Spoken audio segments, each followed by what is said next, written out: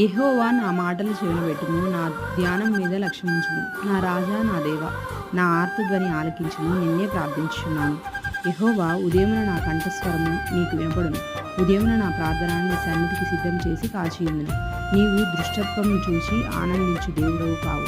చెడుతనములకు నీ యొద్ద చోటు లేదు. డాంబికులు నీ సన్నిధిని నిలువలేరు. పాపం చేయు వారందరూ నీకు అసహ్యులు. అబద్ధమాడు వారికి నేను రక్షింపజేయుదు. కపటం చూపి నరహత్య జరిగించేవాడు యెహోవాకు అసహ్యులు. నేనైతే నీ కృపాతిశయమును బట్టి నీ మందిరంలో ప్రవేశించను. నీ ఎడల భయభక్తులు కలిగి నీ పరిశుద్ధ ఆలయము దిక్కు చూచి నమస్కరించను. యెహోవా నా కొరకు పొంచి ఉన్న వాటిని బట్టి నీ నిత్యానుసారంగా నన్ను నడిపించుము. ఆమేన్.